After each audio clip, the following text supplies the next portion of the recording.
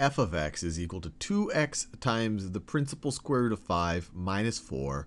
G of x is equal to x squared plus 2x times the principal square root of 5 minus 1. Find g minus f of x. And once again, g minus f of x is really just referring to a function that's made by subtracting the function definition for f from the function definition of g.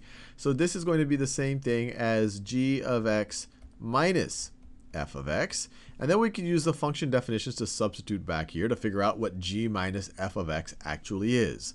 So we see g of x, its definition is right over there, and f of x, its definition is right over there. Let me do that in a color that contrasts with that pink better. So f of x is right over there. So g of x minus f of x is going to be equal to g of x is x squared plus 2x times the principal root of 5 minus 1.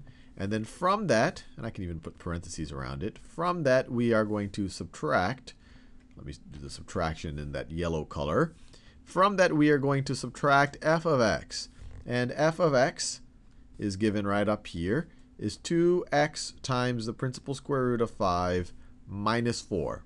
Minus 4. And so now we just simplify this. This is going to be equal to, we can get rid of the parentheses of these, x squared plus 2x times the principal square root of 5 minus 1. And now this is minus all of this, so we can distribute the negative sign. You could view this as negative 1 times all of this over here. So this is going to be equal to, if we distribute onto that, we get minus 2x times the principal square root of 5. Negative 1 times negative 4 is plus or positive 5. And now we can simplify.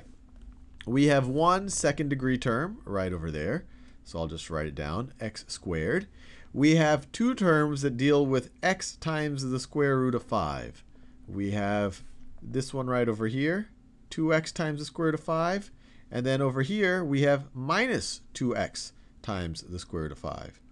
Over here, we have minus 2x times the square root of 5. So we have something, and then we subtract that same something. So these two are going to actually cancel out. Those two are going to cancel out.